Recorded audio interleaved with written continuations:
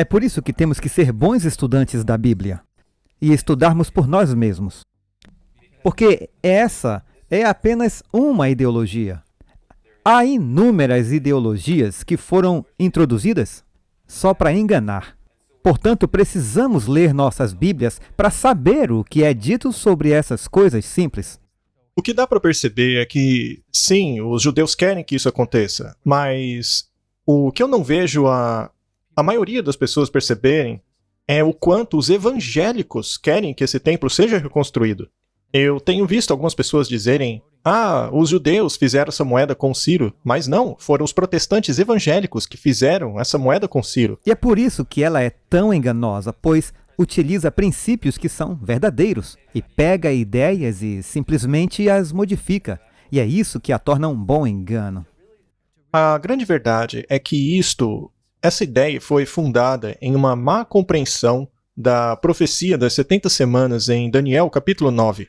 E vemos que quase todas as interpretações com relação ao fim dos tempos são má interpretações da profecia das 70 semanas de Daniel 9. A questão é que não precisamos temer o futuro a menos que esqueçamos os erros do passado. Precisamos revisar a história, precisamos entender a história. E isso é algo que realmente está sendo apagado da sociedade, pois não entendemos a história. Não entendemos de fato o que foi a Declaração dos Direitos e todas essas coisas.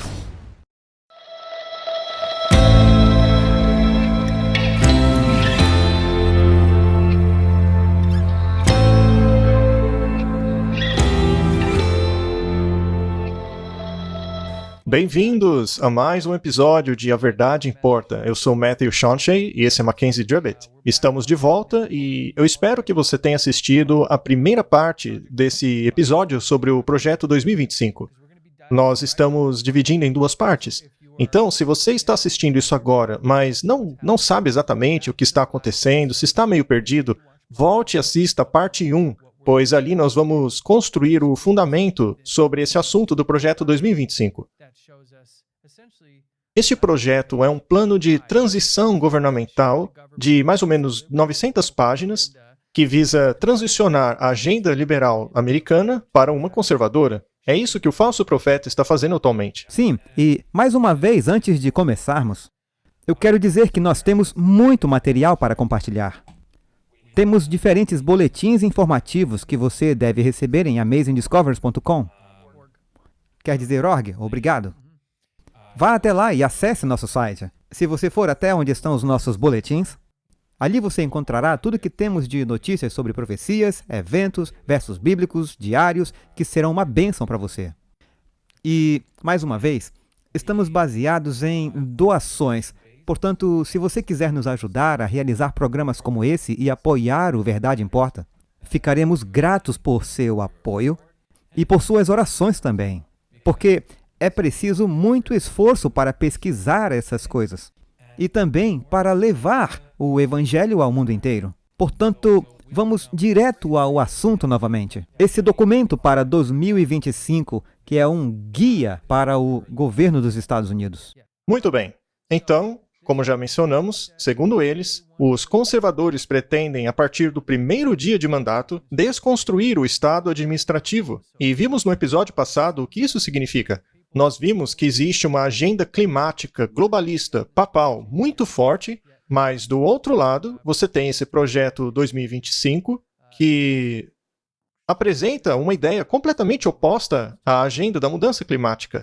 Vamos recapitular um pouco aquilo que vimos no outro episódio. Diz assim: a próxima administração enfrentará um grande desafio ao desvencilhar-se das políticas e procedimentos que visam avançar as iniciativas radicais de gênero, raciais e igualitárias debaixo do estandarte da ciência. E aí nós mostramos o John Kerry usando a ciência. Meio grau, 1,5 graus. Isso. E aqui diz que logo depois desse fanatismo climático do Biden, será necessária uma mudança de rumo governamental. O documento diz que os recursos federais governamentais utilizados para avançar a agenda woke devem ser completamente retirados. Esta será a prioridade dos conservadores. Então nós vemos que eles querem decapitar essa agenda de esquerda, acabar completamente com ela, fazer uma limpeza total. Claro, se essa transição acontecer em 2025. Pessoalmente, eu vejo que as coisas estão caminhando nessa direção. Quando olhamos para as pesquisas, parece que está realmente se inclinando. Agora, não sabemos exatamente se vai seguir nessa direção, mas nós vemos que há esse movimento, um impulso paralelo da extrema esquerda com a extrema direita, que vai causar uma síntese profana no meio. Sim, e é disso que se trata o hegelianismo. Nós já falamos sobre a dialética hegeliana. No último episódio, nós falamos sobre a intenção desse conflito entre a esquerda e a direita. Vejamos as diferenças e semelhanças entre as duas agendas. Como mostramos no episódio passado, de um lado temos o comunismo e de outro o reavivamento conservador. De um lado temos o discurso da mudança climática e do outro um discurso contrário à mesma. De um lado temos o Fórum Econômico Mundial, as Nações Unidas, e do outro um grupo que é mais patriota, os conservadores. Ainda assim, eles têm alguns pontos em comum, que são aqueles 3 últimos pontos ali. E a partir de agora, nós falaremos a respeito destes pontos. Este é um assunto crucial. Em 2017, o Donald Trump fez uma mudança muito significativa. Em 2017, ele alterou 7 décadas de política internacional americana ao elaborar um plano para mudar a Embaixada dos Estados Unidos de Tel Aviv para a cidade de Jerusalém. Em 2018, ele finalmente mudou a embaixada, contrariando toda a pressão global para não fazer tal coisa. Ela foi transferida para Jerusalém. Agora, quando a transferência foi feita, eles montaram uma estrutura temporária. Não é como as outras embaixadas americanas oficiais. Sendo assim, durante a administração do Biden, eles poderiam facilmente ter revertido isso. Mas o que aconteceu é que, na verdade, o Biden seguiu adiante com esse plano de transferir a embaixada para Jerusalém. E é interessante que temos um presidente católico com um presidente protestante movendo-se na mesma direção. Que, na verdade, é uma medida religiosa. Sim. Não é uma medida puramente política. E veremos isso em detalhes. Diz aqui, quase 5 anos depois que o presidente Trump quebrou décadas de política internacional americana, ao reconhecer Jerusalém como a capital de Israel e mover a embaixada americana para lá, a administração do Biden está seguindo adiante com os planos para construir uma embaixada permanente na cidade. Portanto, vemos aí que esses 2 presidentes, apesar de apresentarem divergências entre si, ao mesmo tempo concordam em pontos muito significativos. Mas antes de nos aprofundarmos nisso, eu não sei quantos nossos ouvintes entendem a natureza dessas disputas territoriais. E o que vamos mostrar não é para dissecar todo o assunto, mas apenas para dar um apoio visual do que estamos falando aqui. Veja, é uma situação muito rara e única que algo do tipo esteja acontecendo. O Trump declarou Jerusalém como a cabeça do Estado de Israel em 2017. Ele declarou que ele vai mover a embaixada para lá. Mas o que é interessante é que tanto Israel como o governo palestino clamam Jerusalém como a sua capital. Agora, as partes amarelas são do Estado judeu, as verdes do Estado árabe. E bem ali no meio, no Estado árabe, temos Jerusalém. E, naturalmente, por mais de um milênio, tem sido o centro de interesse de todas as religiões baseadas na Bíblia. Então, esta cidade tem uma enorme significância religiosa para judeus, cristãos e muçulmanos. Isso complica muito a situação política. A antiga cidade de Jerusalém, especialmente, tem vários locais sagrados para as 3 religiões, o que inclui o Muro Ocidental, a Igreja do Santo Sepulcro e a Mesquita de Al-Aqsa. Então, vemos que é sobre isso que estamos lidando aqui. E, na verdade, o povo judeu, ou um grupo de judeus, pelo menos, estão dizendo que tudo está pronto para a construção do 3º templo.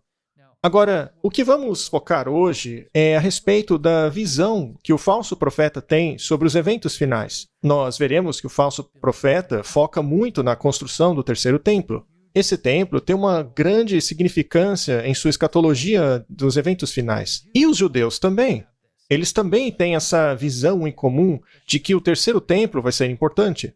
Esse artigo aqui reflete a perspectiva judaica, veja só.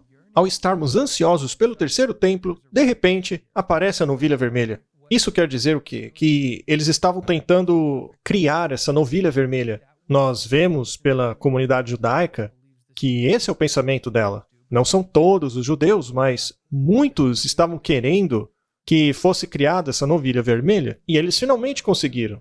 Diz assim: de acordo com o livro de Números, o tabernáculo e o templo foram purificados com as cinzas de uma novilha vermelha. A Torá ordena que uma novilha vermelha, sem mancha e sem defeito, fosse oferecida. Ora, mas o que a novilha simbolizava? Simbolizava Jesus Cristo. Mas eles acham que a novilha vermelha é um fim em si mesma. Eles não a veem como meramente um símbolo do Messias. Não entendem que esse símbolo foi estabelecido por Deus para este fim, para representar o Messias. É por isso que ela não podia ter defeito. Aqueles animais que eram sacrificados eram para representar o sacrifício perfeito de Cristo. Sempre representava Cristo. E, como sabemos, o sacrifício de Cristo foi completado na cruz. A lei rabínica acrescenta várias exigências com relação às novilhas vermelhas. Eu fiz questão de salientar isso, porque é muito interessante. Veja, você tem aquilo que está na Bíblia. Por exemplo, o templo era purificado com as cinzas da novilha vermelha, dentre outras coisas.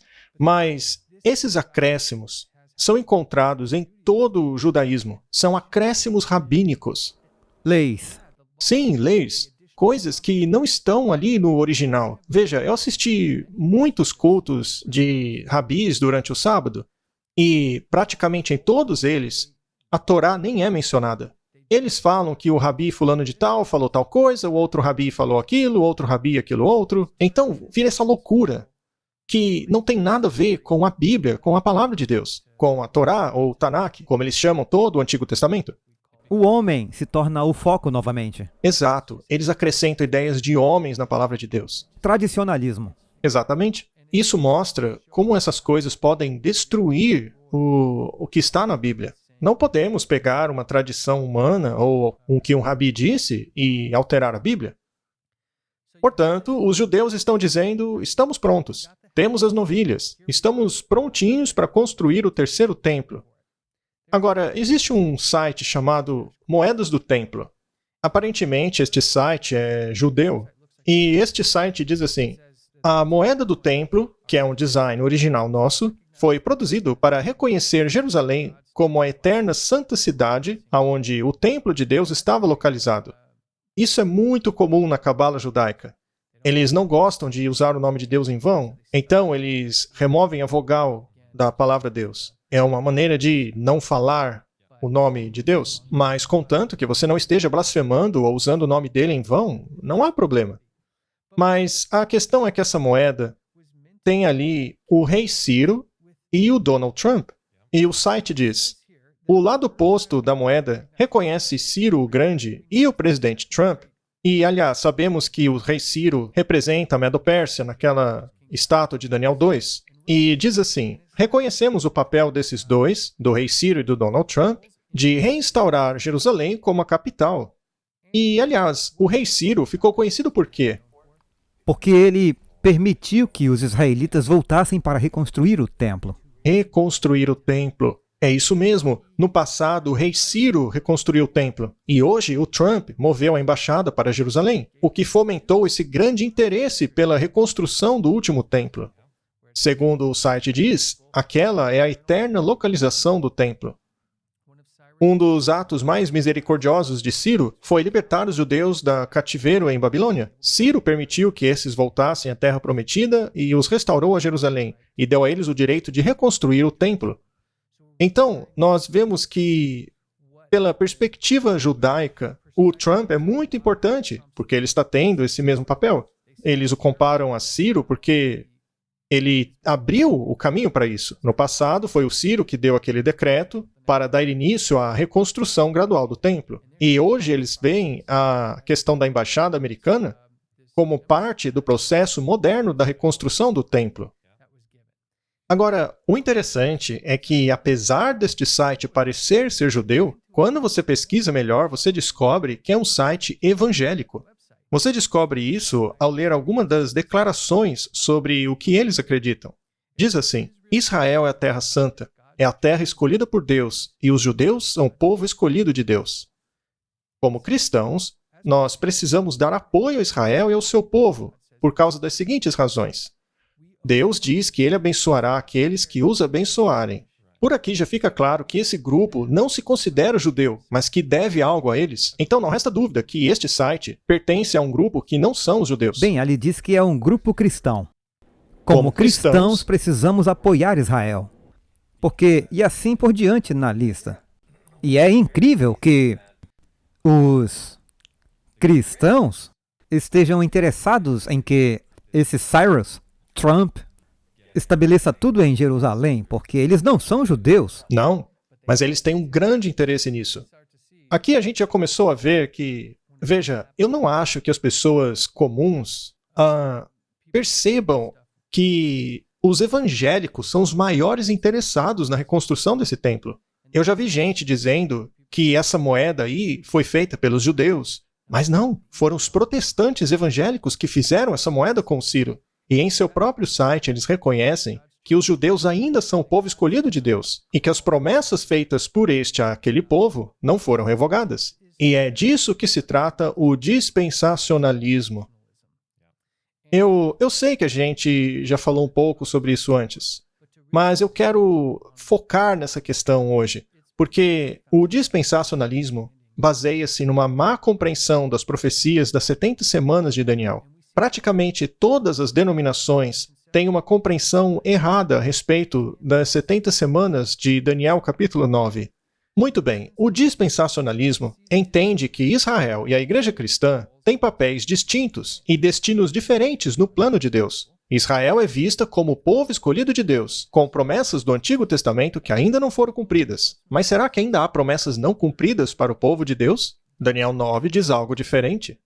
Mas, continuando, já a igreja cristã, e aqui está falando das igrejas protestantes evangélicas, são vistas como uma nova entidade, diferente de Israel, cujo papel é espalhar o evangelho na Era da Graça. Essa Era da Graça é algo interessante.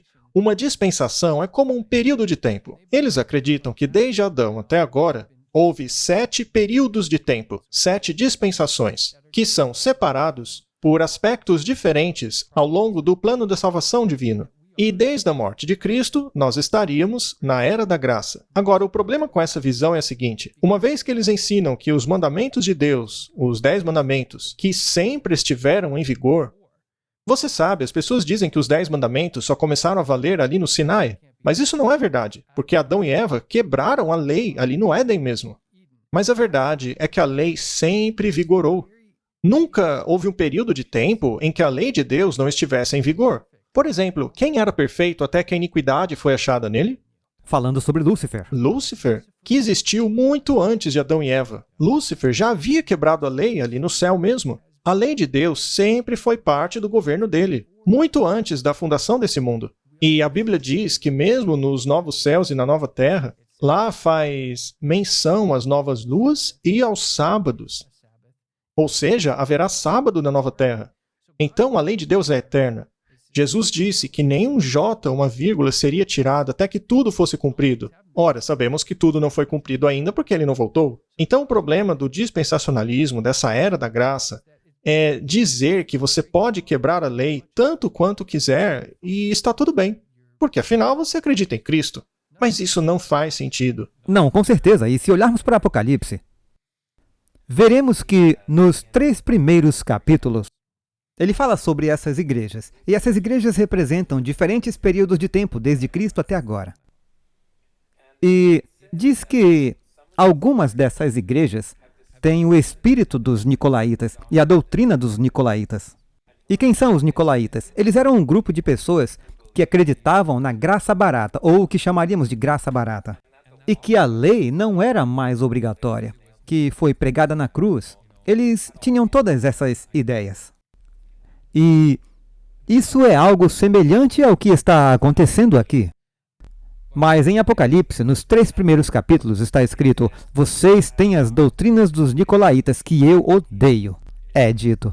Portanto, Deus instituiu uma lei, porque essa é a única maneira de manter a aliança. A aliança entre nós dois tem que ser obrigatória de alguma forma, e é isso que a lei e o cumprimento da lei fazem. E é assim que nós participamos da aliança e participamos da promessa.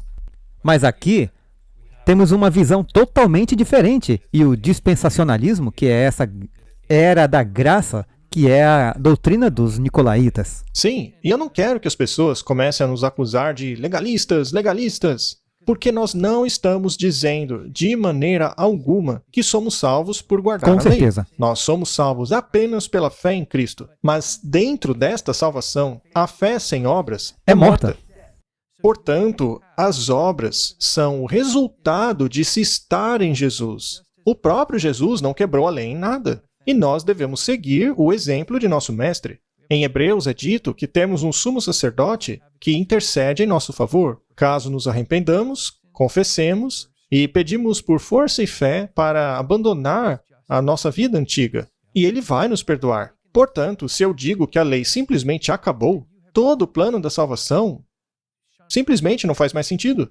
O processo de santificação é se aproximar de Deus. E quem define o que é aproximar-se de Deus é Ele mesmo. Jesus disse: se você me ama, guarde os meus mandamentos. E essa não é uma questão de aliança antiga contra a aliança moderna, não. Infelizmente, os protestantes acreditam nisso hoje. Já posso até ver os comentários dizendo legalistas, mas nós não somos legalistas, nem um pouco. A nossa fé é somente em Cristo, mas o resultado natural de um relacionamento com Jesus é a guarda dos mandamentos. O que você semear, você colherá. Portanto, se fazemos o mal, a que videira estamos ligados? Cristo disse: eu sou a videira, vocês os ramos. Uma boa videira não dá frutos ruins. Certo? Portanto, se estamos em Cristo, devemos dar frutos de Cristo. É só o que estamos dizendo. Não estamos trabalhando para irmos para o céu. É uma questão de obediência. Não é uma obra para a salvação, mas entendemos o processo de salvação, o quanto Cristo foi ferido, porque o pecado entrou no mundo, então queremos evitar isso. Imagine passar por todo o processo do Antigo Testamento, cada vez que você pecar, ter que cortar o pescoço de um cordeiro. Agora, substitua esse animal pelo Filho de Deus. É como crucificar o Salvador de novo e não sentir remorso por isso. Você não confessa seu pecado, não se arrepende de nada. Você não chega perto dele. E veja, todos os 10 mandamentos são para o nosso bem. Não tomar o nome de Deus em vão, não adorar ídolos, honrar pai e mãe, não mentir, não adulterar. Tudo isso nos ajuda em nosso relacionamento para com Deus e nosso próximo. Então, por que alguém não quereria guardar esses mandamentos? Não por obrigação, mas por amor. Eu sei que tem grupos de judeus ortodoxos que pensam que a salvação vem pela guarda da lei. A salvação é pelos méritos deles. Mas não é isso que estamos pregando aqui. E eu espero que isso tenha ficado muito claro. Então, essa era da graça é, na verdade, a era da graça barata. Porque a maioria dos protestantes dizem que a lei foi pregada na cruz, mas ela não foi. E como conectar esses dois grupos? De um lado Israel e do outro lado a igreja cristã. Bem, eles dizem que ambos serão salvos pela fé no Messias que ainda virá. Mas o nosso Messias já veio. Nós sabemos que ele vai vir novamente. Já na outra visão, eles dizem: não aceitamos o Messias de vocês, mas acreditamos que ele ainda virá. Então é aí que o dispensacionalismo acha terreno comum com o judaísmo. E nós também vemos que isso nos leva a uma visão mais ampla do falso profeta, ou melhor, do protestantismo apostatado. Esse dispensacionalismo é muito interessante porque as conclusões ensinadas pelo dispensacionalismo utilizam um método interpretativo chamado futurismo, sobre o qual falaremos em breve. E é somente por meio do futurismo que você pode chegar a essas conclusões aí. Nós daremos uma olhada bem rápida nelas. Mas uma das doutrinas evangélicas mais populares por aí é a ideia do arrebatamento. Sim. Veja, a gente acredita que... Isso está em Mateus, onde diz que haverá 2 semeando o campo, um é levado e o outro fica. Depois 2 no moinho, um é levado e o outro fica.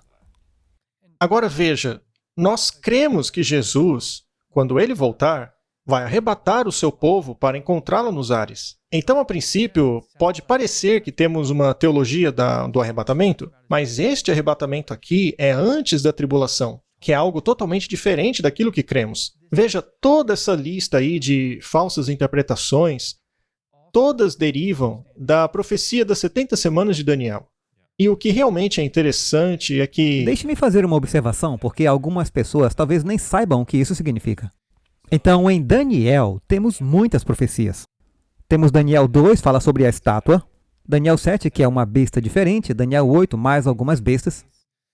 E temos vários períodos de tempo que são mencionados em Daniel e em Apocalipse. Um desses períodos de tempo é conhecido como os 2.300 dias, e outro que faz parte disso é a profecia das 70 semanas. E essas 70 semanas, se formos a Ezequiel 4, verso 6, lá diz 1 dia para 1 ano. Portanto, essas 70 semanas, ou 70 anos proféticos, e temos essas 69 semanas que levam essencialmente ao batismo de Cristo. E isso dá início ao seu ministério. Portanto, essa profecia é em todo o livro de Daniel. Na verdade, prediz quando Cristo viverá e quando iniciará seu ministério. E essa 70ª semana vai do batismo de Cristo a 34 depois de Cristo, até o apedrejamento de Estevão. Mas onde essa tribulação e essas outras ideias entram é que a 70ª semana é movida para o futuro, ou em outras palavras, o futurismo. Sim, apenas para esclarecer uma coisa, você disse que 70 semanas são 70 anos, mas 70 semanas, na verdade, são 490 anos. Porque são semanas. Sim, dia por ano. Um dia para 1 ano. Só não quero que as pessoas pensem que você disse dia, ano e depois 70 semanas. Então, o total são 490 anos. Agora, o interessante é que eles concordam que essas primeiras 69 semanas, ou melhor, todos aqueles anos, fluíram consistentemente do começo ao fim como uma profecia sem pausa. Porém, de repente, ao chegar-se na semana 70, eles a recortam e mandam para o finzinho da história da Terra. E é isso que acabou levando a essa questão do arrebatamento antes do tempo de angústia. Temos nessa tela, então, como os protestantes enxergam a profecia das 70 semanas. Para eles, a tribulação é a última semana das 70 semanas de Daniel. Eu espero que tenha ficado claro isso. E eles dizem também que nesta última semana... Porque a semana tem 7 dias e cada dia representa 1 ano, portanto é um período de 7 anos. Exato. Então, o surgimento do anticristo acontece no início deste período de 7 anos. Eles acreditam que surgirá um líder político muito carismático que fará uma aliança com Israel para construir o templo em Jerusalém. E é por isso que o terceiro templo é tão importante. Então, eles dizem que todo o povo de Deus será arrebatado antes desta última semana, ou seja, desses 7 anos de tribulação. E quando o povo de Deus estiver todo no céu, o resto do mundo terá que lidar com este anticristo, que fará um acordo de paz de 7 anos. Mas na metade desses 7 anos, ou seja, 3 anos e meio, esse anticristo vai destruir o templo. Agora, veja que interessante, perceba que eles estão concordando com o princípio de dia-ano. Pois, até mesmo nesta visão, eles consideram a última semana como 7 anos literais. Então, eles usam o princípio do dia-ano. Não são apenas os adventistas que utilizam esse princípio. Finalmente, a grande tribulação é a segunda metade desses 7 anos. E é por isso que ela é tão enganosa, pois utiliza princípios que são verdadeiros e pega ideias e simplesmente as modifica. E é isso que a torna um bom engano. E é assim que funcionam os enganos. Eles misturam verdade com o erro para que não se possa ver a diferença. Então, você tem a conclusão de tudo isso daí, que é o milênio, que, segundo eles, vai acontecer aqui na Terra. Mas em nossos episódios anteriores, nós mostramos que, de acordo com as Escrituras e o espírito de profecia, Satanás voltará fingindo ser Cristo. E quando isso acontecer, todos pensarão ser o início do milênio. Portanto, os evangélicos estão prontinhos para aceitar esse engano, porque eles acreditam que esse milênio vai começar aqui na Terra. Mas a verdade é que ele será no céu, e durante esse milênio, Satanás e seus anjos ficará preso aqui na Terra, sem ninguém para enganar. Isso faz sentido. Com relação à semana 70, não há nada na Bíblia que a separe das outras 69. As pessoas deveriam ler com seus próprios olhos o que está escrito. Qualquer um que leia por si só aquele texto vai entender que a última semana, a semana 70, refere-se ao tempo de ministério de Jesus aqui na Terra. Ele começou o seu ministério no início dos 7 anos, foi crucificado no meio deles, e ao final destes 7 anos, ou seja, 3 anos e meio após a crucifixão, os judeus crucificaram Estevão, pondo assim um fim à chance do povo judeu. E é por isso que os rabis de hoje não querem que as pessoas estudem Daniel 9:24, porque esta profecia deixa claro que o período de prova do povo judeu encerrou. Mas me permita esclarecer uma coisa. É óbvio que os judeus podem ser salvos hoje. Basta aceitarem o sacrifício de Jesus. Apesar de ser verdade que os judeus não são mais o povo de Deus como nação, qualquer pessoa, inclusive judeus, podem ser salvos por meio de Jesus Cristo. Portanto, se há algum irmão ou irmã judeu nos assistindo, a hora é agora. Agora é a hora de enxergar a verdade, de ir a Cristo e ser salvo. Ninguém está falando aqui que os judeus não podem mais ser salvos, já que como nação deixaram de ser o povo de Deus lá atrás. Infelizmente, esse foi o resultado da desobediência deles, que vemos ao longo de todo o Antigo Testamento. Ao final deste período, Deus deu um basta. De novo, basta ler a profecia, e vocês verão que Deus deu chance aos judeus para pararem o pecado, estabelecerem a justiça. Mas a Bíblia nos diz que eles não fizeram isso. E o apedrejamento de Estevão foi a gota d'água. Desde então, eles não são mais o povo exclusivo de Deus. Desde então, qualquer indivíduo de qualquer nação pode ser considerado povo de Deus, contanto que aceite Jesus. Qualquer pessoa pode se considerar judeu espiritual, pois vivemos em uma era em que os símbolos do Antigo Testamento foram cumpridos. A Bíblia toda é um livro só. Tanto o Antigo Testamento como o Novo é completamente focado em Cristo. Nós queríamos apenas salientar este fato, que qualquer judeu ainda pode aceitar Jesus e ser salvo. Muito bem, agora que já vimos quais são as crenças da maioria cristã de hoje, queremos ver também de onde elas surgiram. Como foi que os protestantes se tornaram quase todos futuristas? Como passaram a aceitar essa doutrina aí do terceiro templo? Bem, o engraçado é que isso não veio dos protestantes. Exatamente. Curiosamente, essa doutrina veio dos jesuítas. E nós vamos fazer um programa exclusivamente falando sobre os jesuítas. Já falamos muito sobre os jesuítas, mas não nos aprofundamos muito na história deles e todos os aspectos que explicam por que eles são tão importantes e por que continuam aparecendo. Sim, e caso quem esteja nos assistindo ainda não saiba, os jesuítas são a organização mais nefasta do planeta Terra. E por quê? Bem, nós vamos explicar isso em futuros episódios. Nós vamos explicar tudo muito bem, para que as pessoas não digam que a gente só fica aí culpando os jesuítas por razão nenhuma. Mas não é assim. A questão é que não precisamos temer o futuro a menos que esqueçamos os erros do passado. Precisamos revisar a história, precisamos entender a história. E isso é algo que realmente está sendo apagado da sociedade, pois não entendemos a história. Não entendemos de fato o que foi a Declaração dos Direitos e todas essas coisas. A libertação, a ideologia como a libertação da escravidão, foi feita pela direita, não foi feita pela esquerda. E de alguma forma isso se tornou algo pelo que a esquerda está recebendo crédito. Mas precisamos ver o que a história diz. E o que foi feito na história, entender essas coisas. Assim podemos olhar para o futuro, porque não há nada de novo sob o sol e tudo está se repetindo. Sim, e nós vemos que esse mesmo grupo, os jesuítas, que estão aí desde os anos 1500, tinham essa interpretação profética futurista. E há uma razão para isso. Veja, diz assim, o originador desta segunda falsa tese, está falando do futurismo aqui, tá?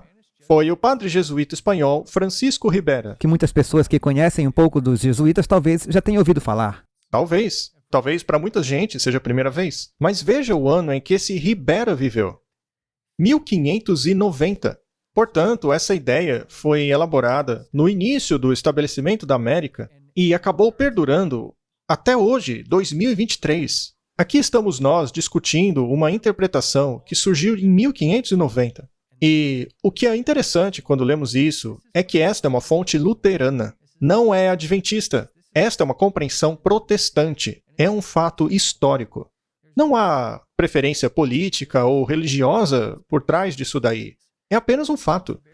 E a razão pela qual o Ribera criou essa interpretação foi para dar um avanço à contra-reforma da Igreja Católica. Agora faz sentido, porque foi um jesuíta que elaborou essa interpretação. Eles eram os bastiões da contra-reforma. E, devo dizer, ainda estão trabalhando nisso até hoje. Eles fizeram um ótimo trabalho em anular o protestantismo. Continuando, Ribera sentia vergonha da conexão que os protestantes faziam constantemente entre o anticristo e o papado. Muito bem, só um parênteses. O Twitter hoje, ou o X, se tornou uma grande fonte de diálogo e informação. É o que o YouTube era há algum tempo atrás. No X, as pessoas não têm problemas em dividir aquilo que pensam. E lá, muita gente está falando sobre o surgimento do anticristo, do que está acontecendo com Israel agora. E eu dei uma olhada lá, procurando encontrar, porque eu não uso muito aquilo. Mas eu disse a eles, pessoal, não se esqueçam da história por trás de tudo isso.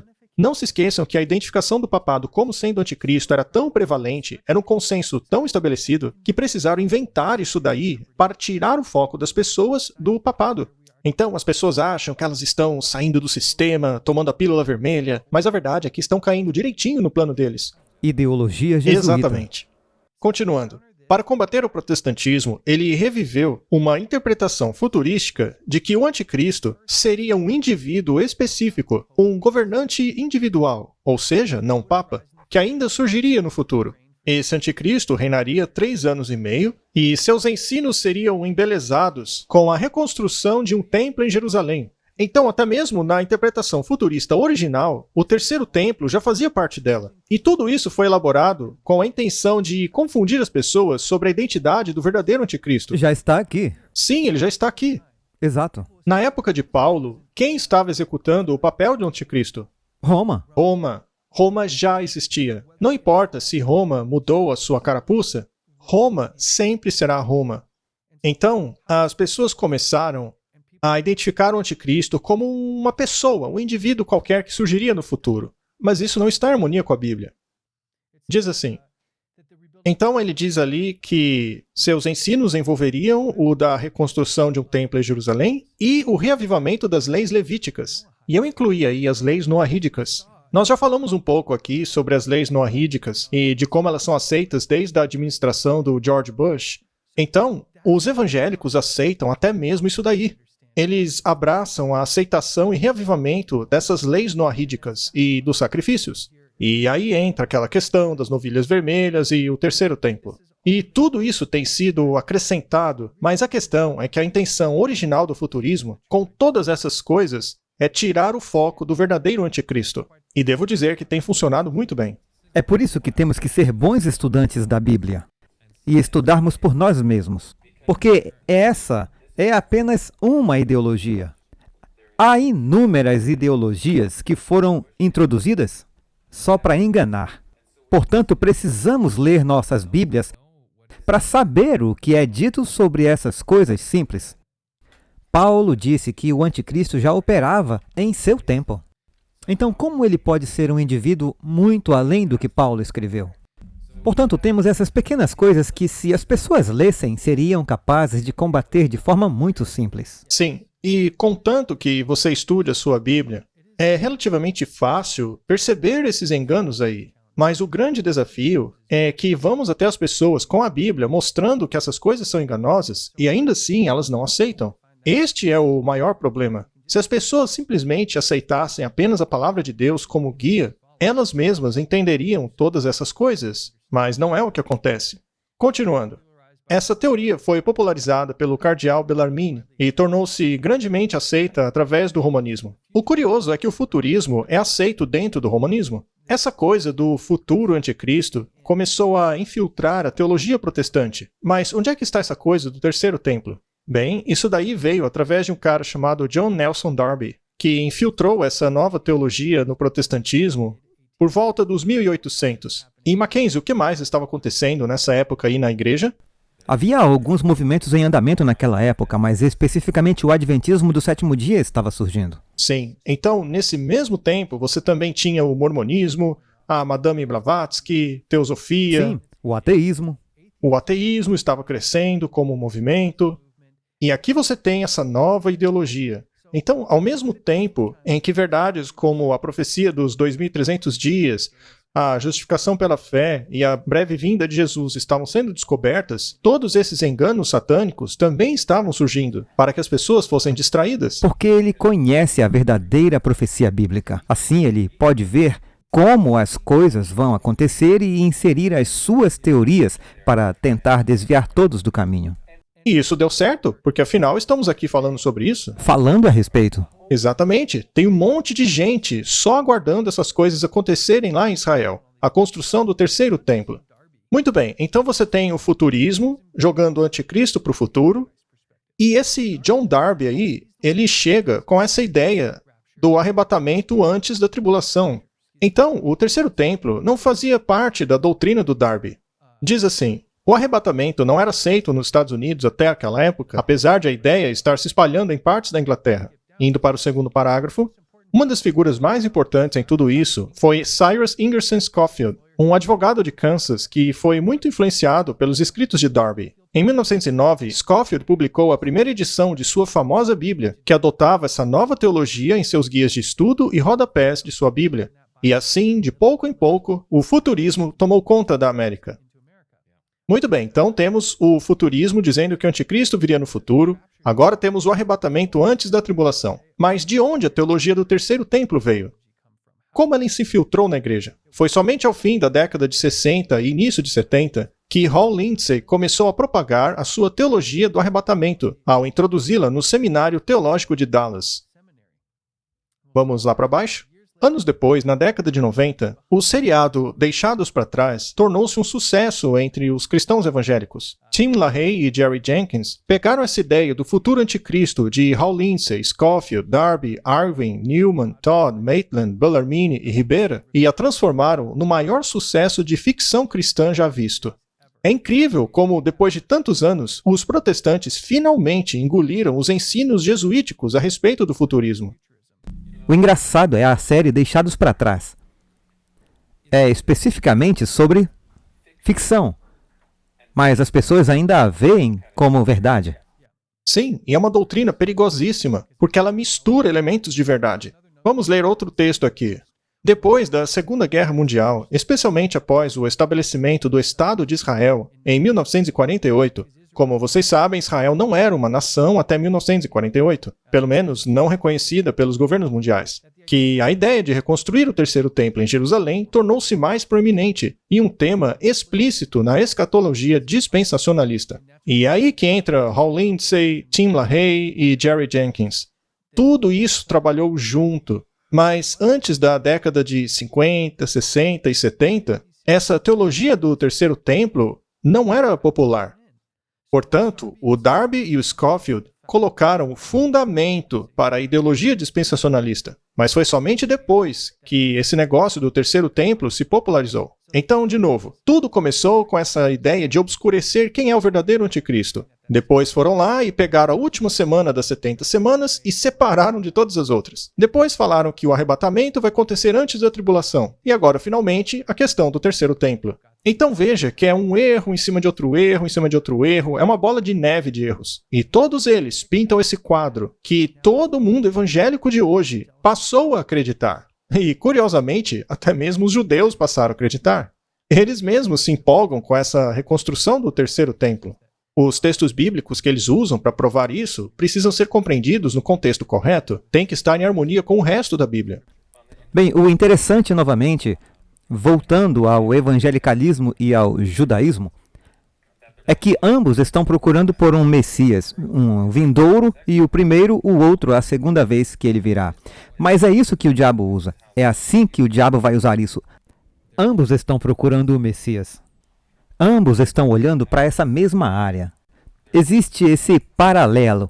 Então, quando Satanás vem em seu engano esmagador como Cristo, ele consegue enganar os dois grupos e jogar com os dois.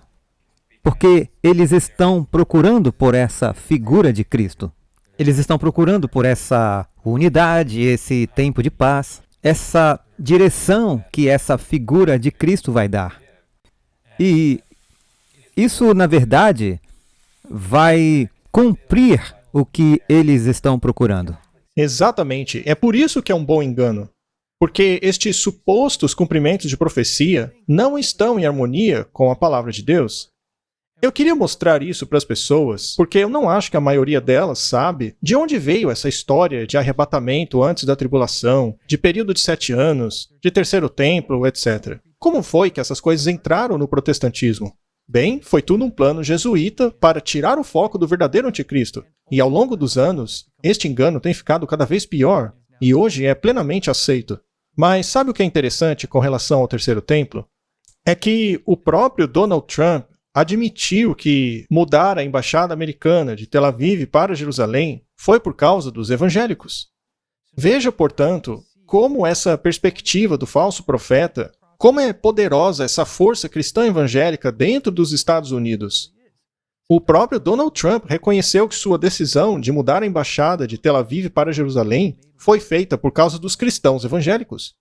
Ele disse: mudamos a capital de Israel para Jerusalém por causa dos evangélicos. Você sabe, é incrível que os evangélicos estejam mais empolgados com isso que os próprios judeus.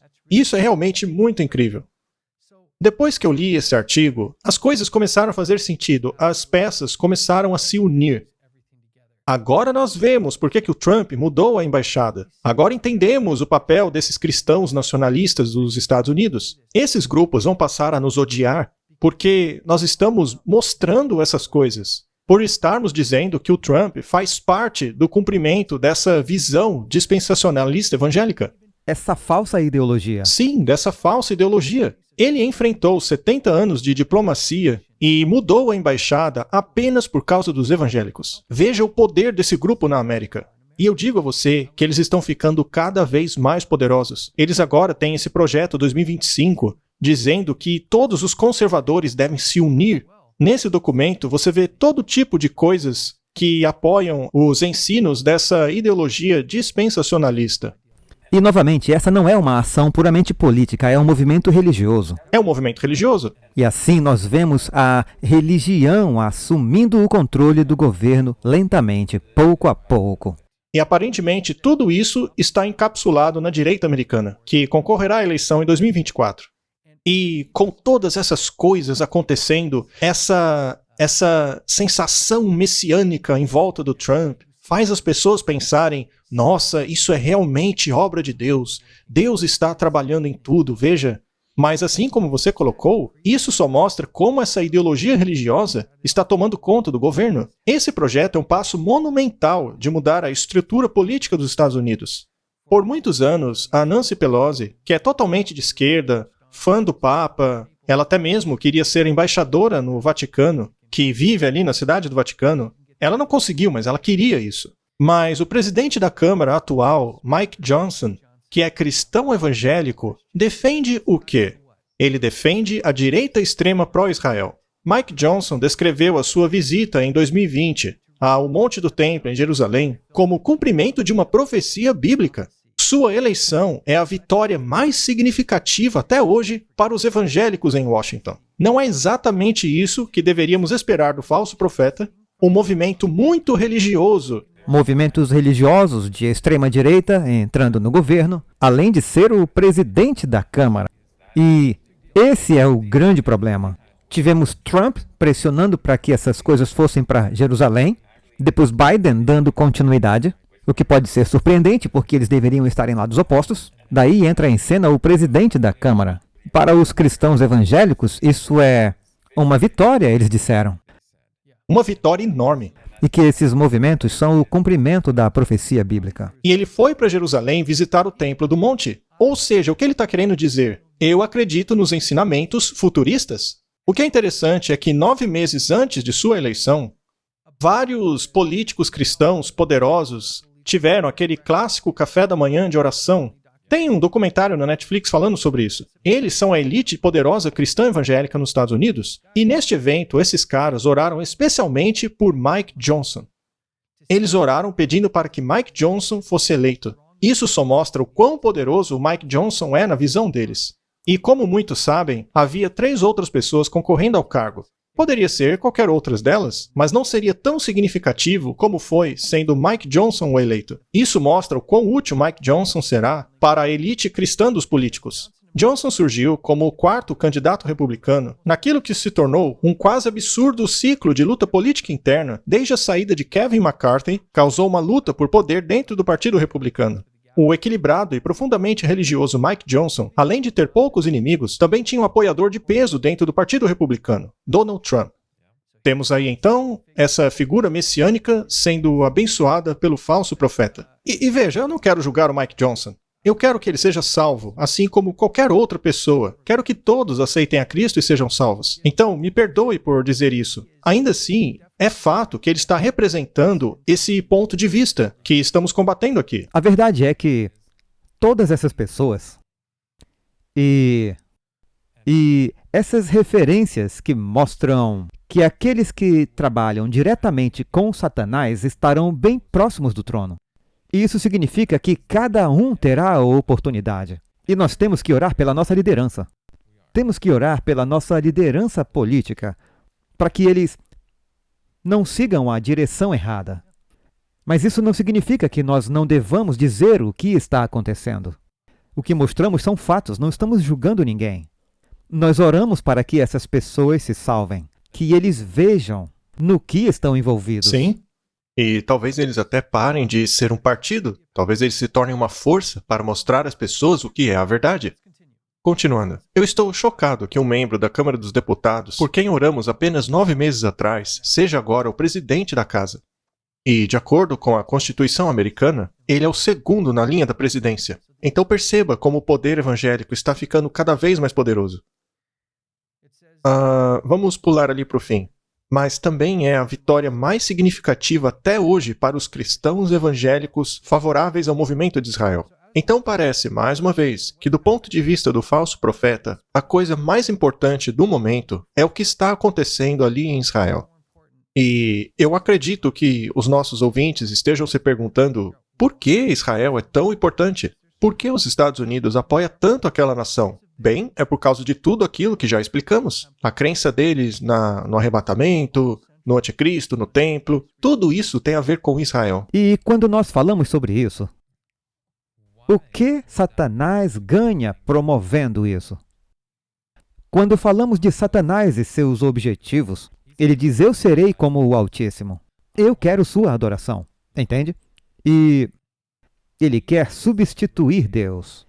Ele é o anticristo supremo. Ele é o último contra Cristo, no lugar de Cristo. Sabemos que ele, em Apocalipse, que a nova Jerusalém, que está no céu, vai descer e descerá exatamente ali onde fica Jerusalém, no Monte das Oliveiras. E Satanás quer essa cidade para si. Portanto, não é estranho pensar que ele desejaria o terceiro templo, que ele viria como Cristo, que ele viria até esse templo, e agora ele faz disso o seu local para governar o mundo. Em sua mente delirante, ele acha que ainda pode conseguir isso, e então livrar a terra de todos aqueles que estão realmente honrando a Deus. E esse é o seu objetivo final. E agora podemos ver, é por isso que isso é tão importante para ele. É por isso que a ideologia do falso profeta está de fato focada nessa área. Porque é do interesse de Satanás substituir Deus e dizer: ei, eu cheguei primeiro, eu tenho meu próprio reino, eu tenho meu próprio rebanho na terra, antes mesmo de você. Exato. E esse poder evangélico que diz apegar-se tanto a Cristo está se tornando, na verdade, o principal instrumento do diabo. Então, eu espero que as pessoas comecem a perceber que o projeto 2025 e esse novo presidente da Câmara e a mudança da embaixada, tudo isso Pressão para a direita. leva as coisas na direção desse ponto de vista evangélico do fim dos tempos. E se tornando a besta que fala como o dragão. Sim, na verdade, vamos ver o que o presidente da Câmara tem a dizer durante o seu primeiro discurso. Ele foi de mais ou menos 4 minutos e nós vamos ouvir quais são as prioridades dele em sua atuação. Nesse discurso, ele vai solidificar qual é o foco, qual é a razão pela qual ele está tão empenhado em financiar Israel. Será porque ele se preocupa com os cidadãos de lá? Eu realmente não sei, talvez ele se preocupe. Mas os seus objetivos, certamente, naquilo que ele acredita do ponto de vista religioso, e ele se enxerga como uma peça fundamental na concretização desse cenário religioso. Eu olho lá para cima da casa aqui da Câmara e vejo a face de Moisés olhando para nós. E isso me faz sentir o peso deste lugar. É a linda América que permite a um filho de bombeiro como eu vir até aqui e servir neste local sagrado, onde grandes homens e mulheres serviram todos antes de nós e lutaram para preservar aquilo que Lincoln se referiu como a última esperança do homem na Terra. Vivemos em tempos muito perigosos, isso é óbvio, todos sabemos disso. O mundo está agitado e termos um Estados Unidos forte é bom para todo o mundo. Nós estamos apenas 247 anos nesse grande experimento e não sabemos o quanto durará. Eu quero dizer aos meus colegas aqui o que eu disse aos republicanos naquela sala na última noite. Eu não acredito que haja coincidências com relação a isso. Eu acredito na Bíblia e a Bíblia é muito clara. Ela diz que Deus é aquele que levanta as autoridades. Ele pôs cada um de vocês aqui. E eu acredito que Deus ordenou e permitiu que cada um de nós estivéssemos aqui neste momento da história. Eu acredito nisso. Eu creio que cada um de nós tem uma grande responsabilidade hoje de usar os dons que Deus nos deu para servirmos o povo extraordinário desse país que é merecedor disso e para assegurar que nossa república continue sendo o grande raio de luz da esperança e da liberdade em um mundo que precisa dessas coisas desesperadamente. Foi em 1962 que o nosso lema nacional, "Em Deus confiamos", foi inserido aqui em nossa casa. E se você olhar para o pequeno guia que eles dão aos turistas e constituintes que visitam esta casa, se você abrir ali na página 14, no meio daquele guia, que diz a história disso, diz muito claramente, estas palavras foram colocadas acima de nós. Este lema foi colocado aqui como uma reprovação da filosofia da União Soviética. E essa filosofia era o marxismo e o comunismo, que começa com a premissa de que não há Deus. Essa é, portanto, uma clara distinção, que também foi articulada na certidão de nascimento de nosso país. Nós conhecemos a língua muito bem, está naquele famoso segundo parágrafo que costumávamos fazer nossas crianças memorizarem na escola e que não fazem mais. J.K. Chesterton, que foi o famoso filósofo britânico que disse uma vez: os Estados Unidos é a única nação do mundo que foi fundada sob um credo e está listada com uma lucidez quase teológica na Declaração da Independência. E qual é o nosso credo? Que acreditamos que essas verdades sejam autoevidentes, que todos os homens são criados iguais. Veja, não que nasçam iguais, mas são criados iguais e possuem os mesmos direitos inalienáveis, direitos à vida, liberdade e busca da felicidade. Este é o credo que tem impulsionado a nossa nação desde a sua fundação e que nos tornou uma grande nação. E hoje vivemos em uma crise extraordinária. O mundo precisa que os Estados Unidos seja forte, precisa lembrar-se de nosso credo. O maior aliado de nossa nação no Oriente Médio está sob ataque. E o primeiro projeto que trarei a esta casa, muito em breve, será em apoio a nosso querido Israel. E isso será feito. Nós vamos mostrar não apenas a Israel, mas a todo o mundo, que permaneceremos firmes ao lado do bem naquele conflito. A maior ameaça à nossa segurança nacional é a nossa dívida. E enquanto estamos sentados aqui nesta sala, essa dívida alcançou quase 33 trilhões de dólares. Quando eu terminar esse discurso aqui, já teremos aumentado mais 20 milhões em débito. Isso é insustentável. Quando nosso povo está perdendo a sua fé no governo, eles estão perdendo de vista os princípios que fizeram desta nação a maior nação da história. Eu verdadeiramente creio de meu coração que os melhores dias dos Estados Unidos ainda estão diante de nós. Deus os abençoe, Deus abençoe a América. Bem, isso é algo impressionante. Quero dizer, ele fez alusões àquele documento de 2025, a última frase que ele deu, a melhor parte dos Estados Unidos ainda está por vir, fazendo referência à Era de Ouro, certo? E ele fala muito biblicamente, muito sobre Deus e falou sobre o motivo pelo qual se diz "em Deus confiamos". Agora, ele contou só a metade da história, pois havia muito mais motivos para a implementação do que o que foi dito. Mas podemos ver esse impulso à direita, esse forte impulso conservador e religioso, pelo que ele está dizendo. Ele chamou a Câmara dos Deputados de lugar sagrado. Mas o que torna um lugar sagrado? É a presença de Deus. A Igreja Católica vive chamando certos lugares de lugares santos. Mas não há nada de santo em um lugar a menos que ele tenha a presença de Deus. Então, temos aí uma pessoa que chama aquela Câmara dos Deputados de lugar sagrado, também afirmando que seus colegas republicanos foram escolhidos por Deus para estarem naquele lugar, que isso foi ordenado por Deus, Depois ele diz que os nossos filhos costumavam crer nisso daí, ou seja, no juramento à bandeira, em nossas escolas, e elas não fazem mais isso, mas que deveriam. Então veja como ele vai abrindo sutilmente a porta a inserir Deus novamente no governo, de volta às nossas vidas diárias. Ele fala sobre esses princípios fundamentais, e tudo isso remete a essa ideia do nacionalismo religioso que defende que a América tem que ser cristã. Isso não quer dizer que nós acreditamos que o governo deva ser ateísta. Exato. Mas isso significa que a religião não deveria conduzir o governo. Devia ser isento de religião e adorar no dia em que você acredita. Deus não força e o governo de Deus não é um governo de força. E, portanto, não estamos necessariamente discordando que as pessoas devam orar na escola, que Deus deva ser colocado de volta na vida de nossos filhos, porque eu acho que isso beneficiaria a todos. Mas, quando isso é combinado com esse leve engano, esse movimento distante que o diabo está, na verdade, querendo, ele quer adoração. Ele só precisa se colocar nesse lugar. É aí que entramos num terreno perigoso, quando começamos a forçar as coisas. E um bom exemplo disso é algo sobre o qual falamos no episódio a respeito do domingo. Um dos últimos que lançamos, acho que 2 antes desse aqui. Nós falamos sobre o desafio de Roma, aquele documento. E foi sobre isso que os adventistas escreveram lá no fim de 1800.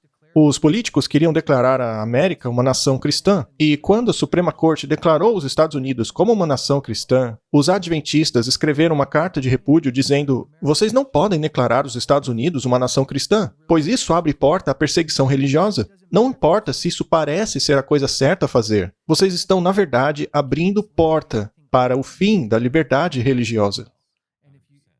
Então, o interessante é que isso já aconteceu. As pessoas pensam que elas ainda têm que declarar os Estados Unidos uma nação cristã, mas isso já foi feito no passado. É que as pessoas meio que esqueceram, por causa da situação moral que vivemos hoje. Mas a questão é que, mesmo que seja por boas razões, você não pode forçar as pessoas a isso. Cada um tem que escolher Cristo por vontade própria. Não se pode forçar os indivíduos a aceitarem Cristo. Portanto, nenhum governo deveria ditar um pensamento religioso. Eu espero que isso esclareça as coisas. Muito bem. Eu tenho aqui, então, 3 pontos que resumem o que ele falou ali. Um deles é inserir Deus em todas as coisas. O segundo é apoiar Israel acima de tudo. E agora já sabemos por que eles acham isso tão importante. E o terceiro ponto tem que ver com um episódio que falaremos no futuro ainda. Ele falou a respeito da dívida americana, dizendo que ela é insustentável. Apenas em 30 minutos ela aumentou 20 milhões de dólares. E que, portanto, segundo ele, o sistema precisa ser reestruturado. Isso já está quase acontecendo. Então, ele está tocando em todos esses pontos de maneira sutil. E já podemos ver as mudanças nessa direção. Nessa altura do campeonato, eu acho que é bastante seguro dizermos que, em 2025, os Estados Unidos terá um governo de direita. E provavelmente todos esses princípios serão postos em prática. A ideologia futurista vai guiar as ações deles. Se tudo der certo, podemos estar dentro, não estou dizendo que estaremos, mas podemos estar dentro de uma viagem muito turbulenta muito rapidamente. E podemos, na verdade, é como uma montanha. Estamos subindo a montanha liberal e estamos bem no topo. E quando começamos a descer, é uma descida rápida. E o empurrãozinho certo para todos os que estão falando do dragão. E é isso que faz o hegelianismo. O fato de termos subido tão alto essa montanha da esquerda acabou acumulando muita força do lado da direita. A gravidade leva direto para baixo. As pessoas não aguentam mais os valores da esquerda e elas veem nos valores da direita a saída, a melhor opção. Há décadas vemos a oscilação do pêndulo para a esquerda e para a direita, mas hoje o pêndulo foi tanto para a esquerda que quando oscilar para a direita, ele irá com tudo. O povo nunca apoiou tanto a direita. As pessoas não aguentam mais esses valores da esquerda. Quando vier a oportunidade de ter de volta os valores da direita, eles vão com tudo. A esquerda será atropelada por um trator. Cada ação tem uma reação igual e oposta. O elástico foi puxado tanto na direção da esquerda que você pode imaginar a força com que ele vai para a direita quando for liberado. Bem, vimos que as prioridades evangélicas estão dentro da agenda do Mike Johnson. E o Projeto 2025 tem basicamente esses 3 princípios sobre os quais falamos. E eu devo dizer que o papado também. Nós sabemos que o papado está totalmente alinhado à reconstrução do Terceiro Templo. Explicamos que tudo isso, na verdade, surgiu de dentro da Igreja Católica. Mostramos que tudo foi idealizado para que o papado não fosse identificado como anticristo. Também há a questão dos Acordos de Abraão, sobre o qual falaremos daqui a pouco. É uma espécie de movimento ecumênico entre as religiões que acreditam em Abraão. E, finalmente, o maior tópico de todos é a questão do sábado, ou melhor, domingo. Mas vamos dar uma olhada nos Acordos Abrâmicos. Eu coloquei aí na tela uma imagem do Instituto de Acordos Abrâmicos, mas é apenas uma imagem. O texto que vou ler foi tirado do Projeto 2025 e diz assim: um esforço internacional deve levar adiante os Acordos Abrâmicos. Ou seja, eles estão aumentando os investimentos entre Israel e as nações árabes. Eles estão tentando colocar esses Acordos Abrâmicos numa posição de destaque nessa transição para o governo de direita, lá nos Estados Unidos.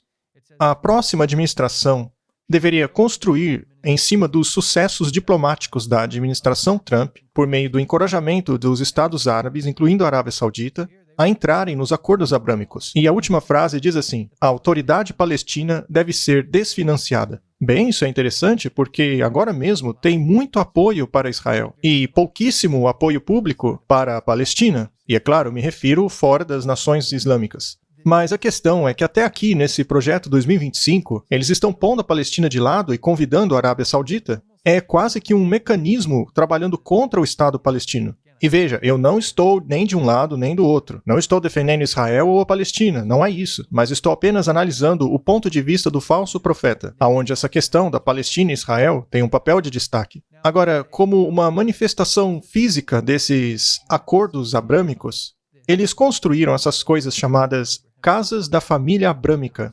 São estruturas bastante grandes e elas devem dar destaque a esses acordos abrâmicos.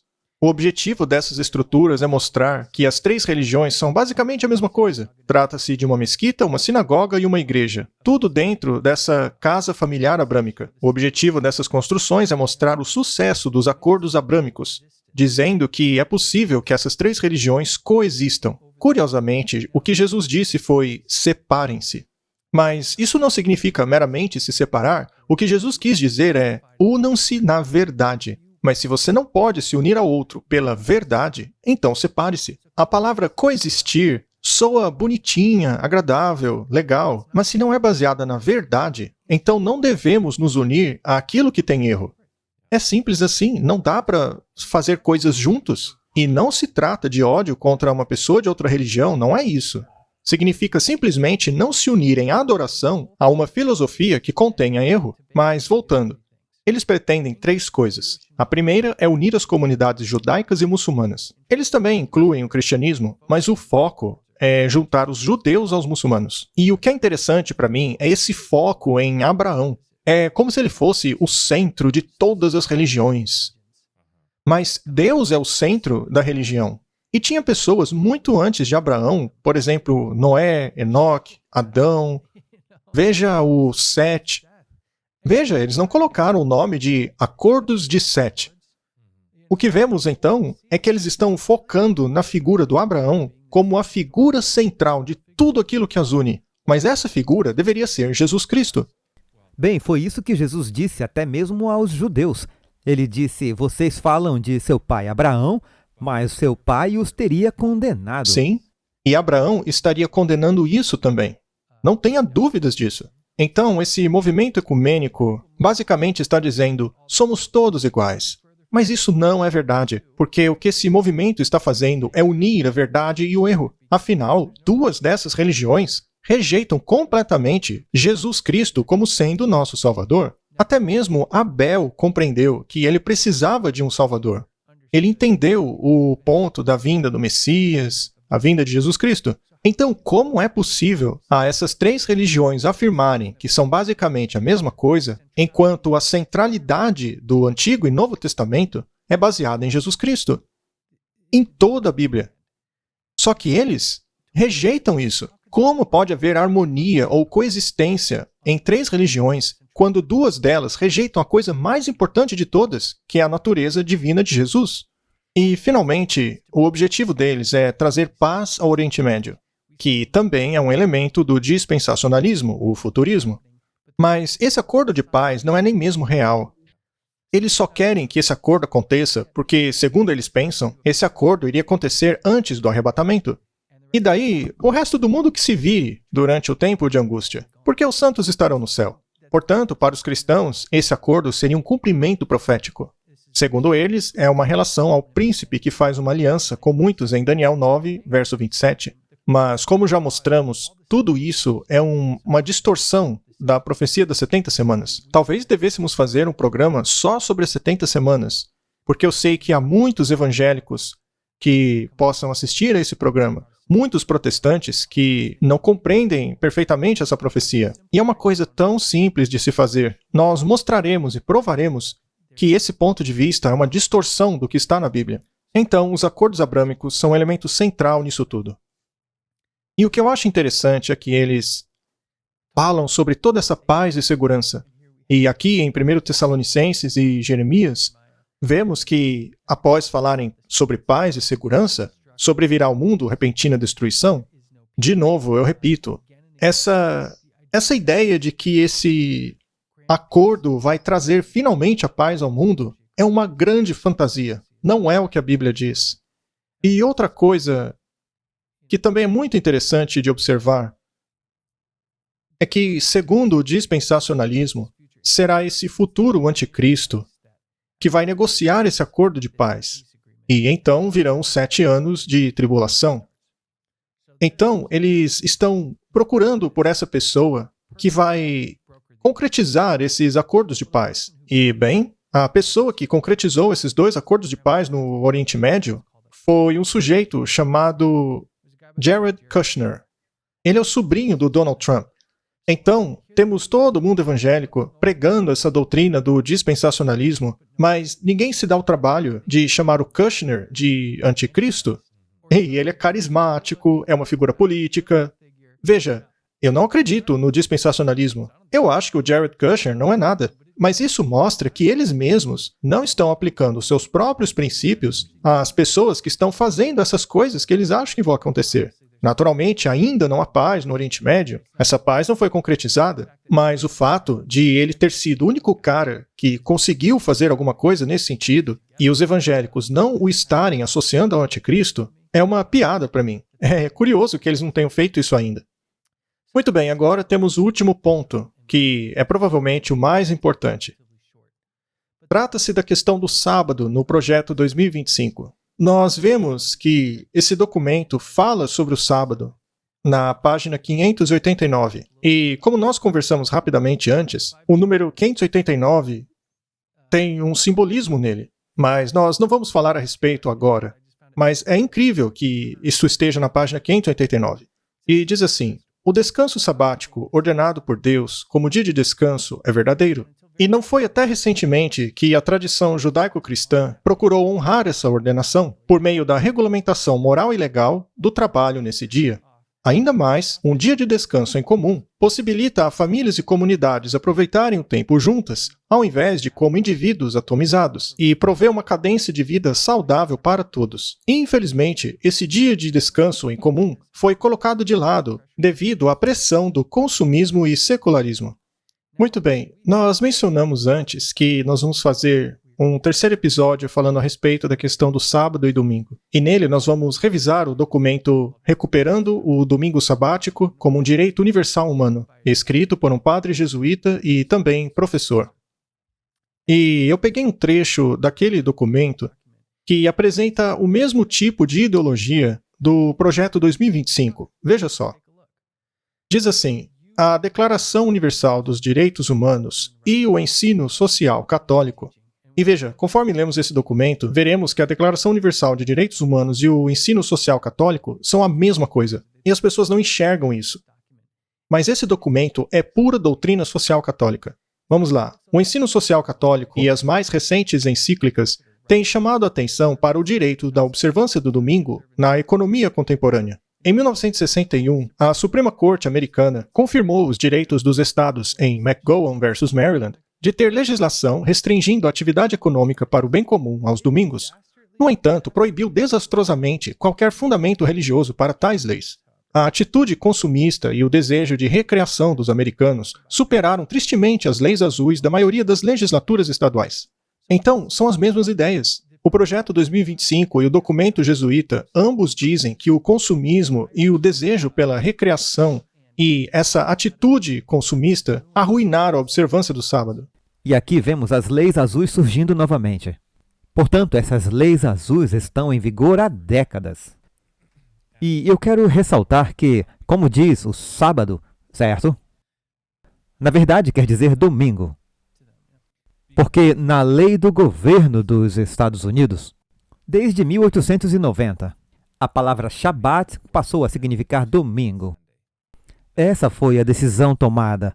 Quando usam o termo Shabat no governo, eles, na verdade, estão se referindo ao domingo, o primeiro dia da semana.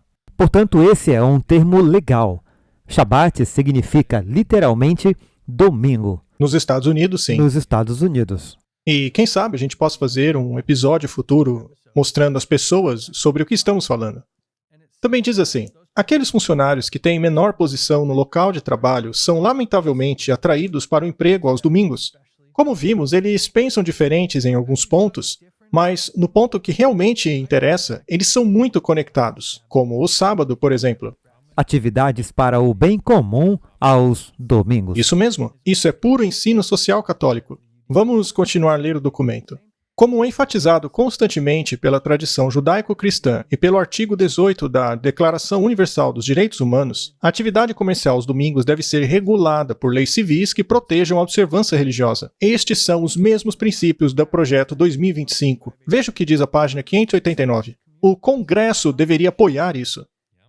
E nós vimos há pouco tempo. Para que a América faça uma imagem da besta, o poder religioso deve controlar o governo civil. E aqui nós vemos que o Congresso deve encorajar esse descanso em comum por meio de leis. E que dia seria esse? Domingo. Domingo. Mas eles acrescentaram exceções aqui, veja. Exceto para aqueles funcionários que tiverem uma observância religiosa sincera do sábado em um tempo diferente. Por exemplo, do pôr do sol da sexta ao pôr do sol do sábado. Ou seja, judeus, adventistas do sétimo dia, batistas do sétimo dia, etc. Apesar de haver essa exceção, a norma continua sendo o domingo. Eles abriram esta pequena exceção para ir acostumando aqueles que ainda guardam o sábado a habituarem-se com a ideia do domingo. Essas coisas acontecem lentamente. Não é com força total ou será óbvio demais. Começa do zero. Eles dizem, ok, o Congresso vai começar a trabalhar dessa forma. Daí eles dirão, não está funcionando. Precisamos ir com mais força, mais força, mais força. Vamos forçar mais um pouco. Até que o discurso completo do dragão esteja em vigor, e então temos Apocalipse 13, 17. Não compre, não venda, a menos que tenha a marca da besta. Ainda vamos falar sobre mecanismos de compra e venda. E finalmente lá diz que as pessoas deveriam ser mortas. E isso parece muito estranho agora. Mas espere até ele falar como um dragão, como a besta falou nos anos 1260. Porque isso está chegando. Veja só um exemplo da vida real. Quando a crise da saúde abateu o mundo recentemente, eles queriam obrigar as pessoas a tomarem certas coisas. E era tudo de graça. No começo era um convite, mas no fim tiravam o seu emprego se não aceitassem. Esse é um exemplo recente perfeito de quão rapidamente as coisas podem escalar. Isso tudo aconteceu em um ano. Muito rápido. Em algumas semanas tudo foi fechado, de 0 a 100. E pior do que perder seu emprego, pessoalmente eu conheço pessoas que disseram, se você se recusa a seguir determinado tratamento, então nós não vamos ressuscitar você se você não tomar a vacina. Como é possível fazer isso? Isso é contra até mesmo o juramento que os médicos fazem. Exato. Os médicos se recusariam a ressuscitar a pessoa simplesmente porque ela não aceitou aquilo que era obrigatório. E isso é apenas uma pequena amostra. Quando é que o governo te oferece coisas de graça que realmente o tornam mais saudável? Esta seria uma conversa muito interessante. Mas vamos fechar aqui com a visão jesuíta sobre a observância do domingo. Mais uma vez, estamos lendo isso de um documento jesuíta. Tem cerca de 12 páginas e é um documento fascinante. Isto porque ele é extremamente claro no que eles pretendem. E uma vez que as duas coisas, tanto a igreja como o Estado, estão se aproximando da questão do domingo, não é de se espantar que esse projeto 2025, de fato, venha a se tornar uma realidade no futuro. Diz assim: a estrita separação da Igreja e do Estado nos Estados Unidos, resultante do caso McGowan versus Maryland, eliminou o direito dos cristãos de protegerem a sua observância e descanso. Ou seja, os cristãos que queriam guardar o domingo estavam desprotegidos porque o governo não queria apoiá-los. Continuando, o modelo de cooperação entre a Igreja e o Estado permitiria à legislação civil proteger o sábado. Mas, infelizmente, os modelos de separação ou de acomodacionismo têm predominado nos Estados Unidos desde a Carta da Declaração de Direitos. A Declaração dos Direitos. Então, a Carta de Declaração de Direitos dos Estados Unidos, que protege os cidadãos a nível individual para poderem escolher, decidir e acreditar no que quiserem, é o grande problema. E ao analisarmos esse documento, acho que vamos concluir de maneira adequada o terceiro episódio da série sobre o domingo. E tem tudo a ver com o que estamos falando aqui hoje. O que eles estão dizendo, basicamente, é que o domingo, o dia de descanso das pessoas, não será protegido até que a igreja e o Estado se unam. Até que a igreja seja capaz de controlar o Estado. Veja só, Mackenzie, há quanto tempo, não apenas os adventistas, mas os protestantes, lá no passado, têm alertado sobre esse problema da união entre a igreja e o Estado. E aqui estamos nós hoje, querendo que na próxima administração haja justamente essa união entre a igreja e o Estado. E, segundo eles mesmos, o grande obstáculo para isso é a Declaração de Direitos dos Estados Unidos, que é provavelmente um dos maiores documentos da história da humanidade, com relação à proteção dos direitos individuais. Então, vemos aí que todas as peças estão se unindo. Mas eu digo que essa história de paz é uma utopia. O que de fato isso resultará é uma grande destruição. E eu gostaria de terminar dizendo que não devemos ser levados por qualquer vento de doutrina. Não podemos nos preocupar com a pressão de grupo. Deus sabe o que você precisa antes mesmo que você peça. Não podemos ser enganados por essas ilusões que estão vindo. Eu acrescentei aí na tela o Salmo 28, porque precisamos manter os olhos fixos em Jesus. O Senhor é a minha força e o meu escudo. Meu coração confiou nele, e ele me ajudou. Portanto, eu me alegro grandemente, e com minha canção eu o louvarei. Portanto, se verdadeiramente cremos nas promessas feitas na Bíblia, nenhum de nós deveria ficar com medo. Não deveríamos ter raiva, não deveríamos fazer revoltas para tirar os homens maus do poder, mas sim devemos guardar os nossos corações e mentes, ainda que nos persigam, para que eles possam ser salvos. Deus nos coloca em situações para que possamos testemunhar para essas pessoas. Nós não achamos que vamos fazer qualquer diferença com a nossa própria força. Precisamos de Deus como nosso guia, como nossa força e nosso escudo. Do contrário, seremos esmagados. Satanás pegaria a nossa natureza caída e simplesmente acabaria com nós. Nós somos vencedores por meio do sangue do Cordeiro, por meio da confiança de que Deus vai nos conduzir ao longo disso tudo. Precisamos nos certificar de que não perdemos o foco e nos concentrarmos demais no mal que está acontecendo. Porque não é essa a questão. O objetivo é ver essas coisas como marcos de referência. E são marcos para avaliarmos onde estamos. E, como você já disse, o Senhor é a minha força para passarmos por esses momentos.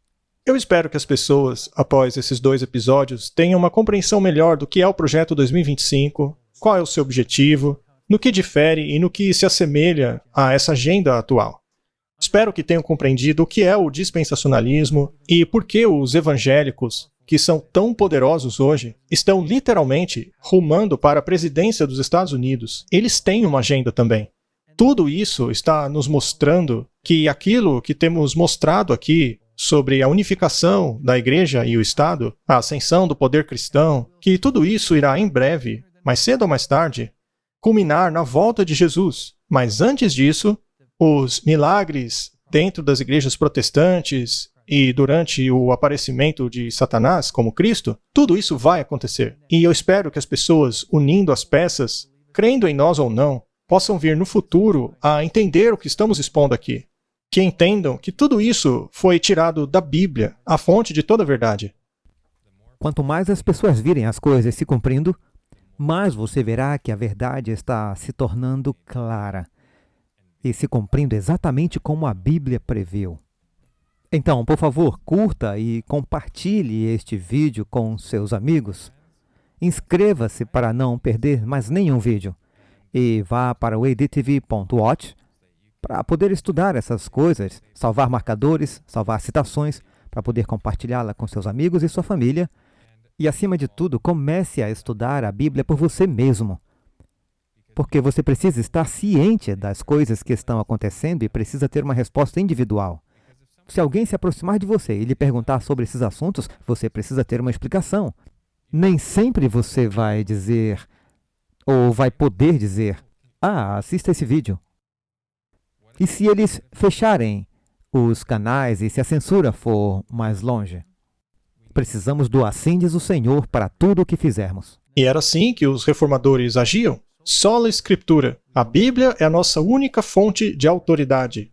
Vamos debater a Bíblia de maneira respeitosa, de uma maneira cristã, sempre tendo o coração aberto para o Espírito Santo, para que ele trabalhe em nossas mentes e corações. Há pessoas hoje que pensamos que nunca poderiam ser salvas. Mas veja o rei Nabucodonosor, o cabeça da nação mais pagã naquela época. Ele vai estar no reino do céu, por causa da misericórdia de Deus. Deus permitiu que ele passasse por experiências que o conduzisse à salvação. Portanto, vamos orar pelos nossos líderes, sejam líderes da igreja, líderes do governo. E, aliás, nós agradecemos muito as orações dos nossos irmãos que nos assistem online. Nós lemos os comentários, então lembrem-se de encorajar outras pessoas que ainda não entendem essas coisas. É verdade que podemos ter diferenças de opinião, mas vamos apresentar os argumentos de uma maneira cristã. Não seja rude com as pessoas, porque pode ser que ela esteja no céu com você.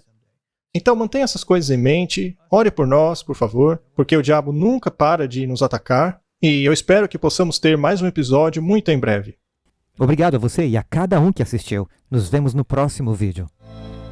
Hello friends, we are super excited to be coming to Brazil to be with you at the Terceiro Anjo camp meeting in February. We hope to see you there and we can't wait to be with you. Tchau! Olá pessoal, estamos indo para o Brasil. Martin, I'm impressed. I don't know what you said, but I hope people understood it. But in case they didn't, I could just say to them that God willing, we will be in Brazil at the end of February of 2024. So please subscribe to the website, campalterceirollano.com. I don't know whether I pronounced that correctly either. But I'm sure people will understand. But I think they will understand. Thank you and see you hopefully soon. Many blessings. Hello, my Brazilian brothers and sisters. It's Christian Berdal from Shepherd's Call Ministry, and I'm so excited to invite you to Brazil. I'm coming back. There's going to be several of us together, amazing speakers. It's going to be an incredible weekend together, and I'm excited that we're going to be together on February 2024. So make sure that you sign up here so we can let you know when registration begins. Estamos juntos!